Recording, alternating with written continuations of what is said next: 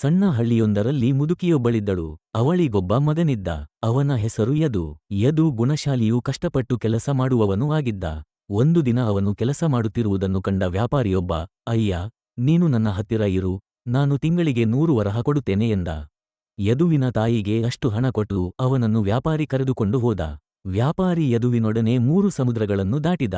ಅನಂತರ ಒಂದು ಪರ್ವತದ ಬಳಿ ಅವರು ಇಳಿದರು. ವ್ಯಾಪಾರಿಯು ಯದುವಿನ ಟೊಂಕಕ್ಕೆ ಕತ್ತಿಯನ್ನು ಕಟ್ಟಿ ಅವನನ್ನು ಕುರಿಚರ್ಮದಲ್ಲಿ ಸುತ್ತಿ ಹೊಲೆದ. ಅನಂತರ, ಅಯ್ಯ, ನೀನು ಹೀಗೇ ಮಲಗಿರು, ಹದ್ದೊಂದು ಬಂದು ನಿನ್ನನ್ನು ಪರ್ವತದ ಮೇಲೆ ಕರೆದೊಯ್ಯುತ್ತೆ, ಅಲ್ಲಿ ಹೋದೊಡನೆ ಕತ್ತಿಯಿಂದ ಕುರಿಚರ್ಮವನ್ನು ಕತ್ತರಿಸಿ ಹೊರಕ್ಕೆ ಬಾ, 100 ವಜ್ರವೈಡೂರ್ಯಗಳ ರಾಶಿ ಕಾಣುತ್ತೆ. ಅವನ್ನ ಕೆಳಕ್ಕೆಸಿ ಎಂದ.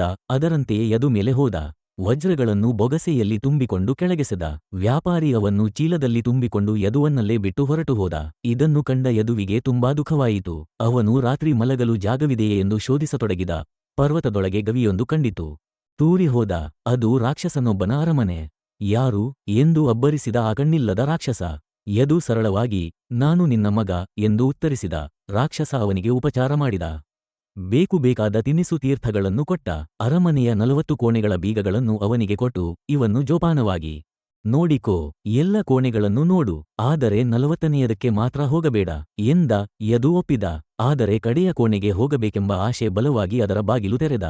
ಒಳಗೆ ಸೊಗಸಾದ ಉದ್ಯಾನವಿತ್ತು. ಅಲ್ಲೊಂದು ಕಾರಂಜಿ, ಅದರಲ್ಲಿ ಚಿಮ್ಮುತ್ತಿದ್ದ ನೀರಿನಲ್ಲಿ ಮೈತೊಳೆದುಕೊಳ್ಳಲು ಪಾರಿವಾಳವೊಂದು ಹಾರಿಬಂತು. ಅದು ತನ್ನ ಮೈ ಒದ್ದೆ ಮಾಡಿಕೊಂಡು ರೆಕ್ಕೆಗಳನ್ನು ತೆಗೆದಿರಿಸಿತು. ತಕ್ಷಣ ಅದೊಂದು ರೂಪಸಿಯಾದ ಕನ್ಯೆಯಾಯಿತು. ಅವಳನ್ನು ಕಂಡು ಯದು ಮೋಹಗೊಂಡ. ಆ ವಿಷಯವನ್ನು ಕೇಳಿದ ರಾಕ್ಷಸ, ಆ ಹುಡುಗಿ ದೊಡ್ಡ ರಾಕ್ಷಸನ ಮಗಳು. ಅವಳು ಸ್ನಾನ ಮಾಡಿರುವಾಗ ರೆಕ್ಕೆಗಳನ್ನು ಕದ್ದು ಬಿಡು, ಅವಳು ನಿನ್ನವಳಾಗ್ತಾಳೆ ಎಂದ. ಯದು ಅದರಂತೆಯೇ ಮಾಡಿದ. ಆ ಹುಡುಗಿಯನ್ನು ಮದುವೆ ಆದ. ಅವರಿಬ್ಬರೂ ಸುಖವಾಗಿರುವಾಗ ಯದುವಿಗೆ ತಾಯಿಯ ನೆನಪಾಯಿತು. ರಾಕ್ಷಸನ ಅಪ್ಪಣೆ ಪಡೆದು ವಜ್ರಗಳ ಚೀಲಗಳನ್ನು ಹೊತ್ತು ಅವನು ತನ್ನೂರಿಗೆ ಹಿಂತಿರುಗಿದ. ಊರಿನಲ್ಲಿ ದೊಡ್ಡ ಮನೆಯೊಂದನ್ನು ಕಟ್ಟಿಸಿ ಮುಂಬಾಗಿಲ ಮೇಲ್ಭಾಗದ ಗೂಡಿನಲ್ಲಿ ಹೆಂಡತಿಯ ರೆಕ್ಕೆಗಳನ್ನು ಅಡಗಿಸಿಟ್ಟ. ಅವಳು ಬಹಳ ಸಾರಿ ರೆಕ್ಕೆಗಾಗಿ ಹುಡುಕಿ ಸೋತು, ಅತ್ತೆ, ನಿಮಗೆ ಏನಾದರೂ ಗೊತ್ತೇ ಅದನ್ನೆಲ್ಲಿಟ್ಟಿದ್ದಾನೆ ಅನ್ನೋದು ಎಂದು ಕೇಳಿದಳು. ಮುಂಬಾಗಿಲ ಮೇಲ್ಭಾಗದಲ್ಲಿ ಇಟ್ಟಿದ್ದೀನಿ, ಯಾರಿಗೂ ಹೇಳಬೇಡ ಅಂದಿದ್ದನಮ್ಮ ಎಂದು ಮುದುಕಿ ಹೇಳಿದಳು. ತಕ್ಷಣ ಆ ರೆಕ್ಕೆಗಳನ್ನು ಧರಿಸಿ ಹೆಂಡತಿ ಮನೆಯ ಮೇಲೆ ಹಾರಿದಳು. ಹೋಗುವ ಮುನ್ನ, ನನ್ನ ಗಂಡ ಕಬ್ಬಿಣದ ಚಪ್ಪಲಿಗಳನ್ನು ಹಾಕಿಕೊಂಡು ಕಬ್ಬಿಣದ ಕೋಲನ್ನು ಹಿಡಿದು 5 ಬಿಳಿ ಗೋಪುರಗಳಿರೋ ಜಾಗದಲ್ಲಿ ನನ್ನನ್ನು ಹುಡುಕಲಿ ಎಂದು ಹೇಳಿ ಮಾಯವಾದಳು. ಕೆಲಸ ಮುಗಿಸಿ ಹಿಂತಿರುಗಿದ ಯದು ನಡೆದುದನ್ನು ಕೇಳಿ ಸಿಟ್ಟಿಗೆದ್ದು ವಜ್ರಪರ್ವತದ ರಾಕ್ಷಸನ ಬಳಿಗೆ ಹೋದ. ಏನು ಮಗನೇ, ಮತ್ತೆ ಬಂದೆ ಎಂದು ಕೇಳಿದ ರಾಕ್ಷಸ.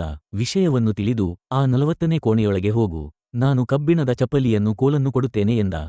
ಯದು ಹಾಗೆ ಹೋಗುತ್ತಿದ್ದಾಗ ಒಂದು ರತ್ನಗಂಬಳಿಯನ್ನು, ಕತ್ತಿಯನ್ನು, ಟೋಪಿಯೊಂದನ್ನು ಇಟ್ಟುಕೊಂಡು ಜಗಳವಾಡುತ್ತಿದ್ದ ಯುವಕರು ಕಂಡರು.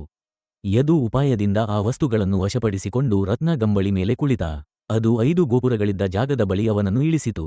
ಅವನು ಮಾಯದ ಟೋಪಿ ಹಾಕಿಕೊಂಡು ಅದೃಶ್ಯನಾಗಿ ತನ್ನ ಹೆಂಡತಿ ಇದ್ದ ಕೋಳಿಗಳ ದೊಡ್ಡಿಗೆ ಹೋದ.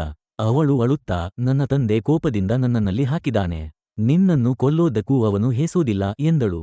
ಅಷ್ಟರಲ್ಲಿ ರಾಕ್ಷಸ ಅಲ್ಲಿಗೆ ಬಂದುಬಿಟ್ಟ. ಯದು ಮಾಯದ ಕತ್ತಿಯಿಂದ ಅವನ ತಲೆ ಕತ್ತರಿಸಿ ಹಾಕಿದ. ಸಂತೋಷದಿಂದ ಹೆಂಡತಿ ಯದುವನ್ನು ಅಪ್ಪಿಕೊಂಡಳು. ನಾವು ಊರಿಗೆ ಹೋಗೋ ಮೊದಲು ವಜ್ರಪರ್ವತದ ರಾಕ್ಷಸನಿಗೆ ಕಣ್ಣುಗಳನ್ನು ಕೊಟ್ಟು ಹೋಗೋಣ, ನಮ್ಮ ತಂದೆ ಅವನ್ನು ಕಿತ್ತುಕೊಂಡು ಬಂದಿದ್ದ ಎಂದಳು. ಕಣ್ಣುಗಳನ್ನು ಒಯ್ದು ರಾಕ್ಷಸನಿಗಿಟ್ಟ ಕೂಡಲೇ ಅವನ ದೃಷ್ಟಿ ಮೊದಲಿನಂತಾಯಿತು. ಅವನು ಅವರಿಬ್ಬರನ್ನೂ ಹರಸಿ ಕಳುಹಿಸಿಕೊಟ್ಟ. ಯದು ಮತ್ತು ಅವನ ಹೆಂಡತಿ ಅನಂತರ ಯಾವ ತೊಂದರೆಗಳೂ ಇಲ್ಲದೆ ಸುಖವಾಗಿದ್ದರು. ಧನ್ಯವಾದಗಳು ವೀಕ್ಷಕರೇ.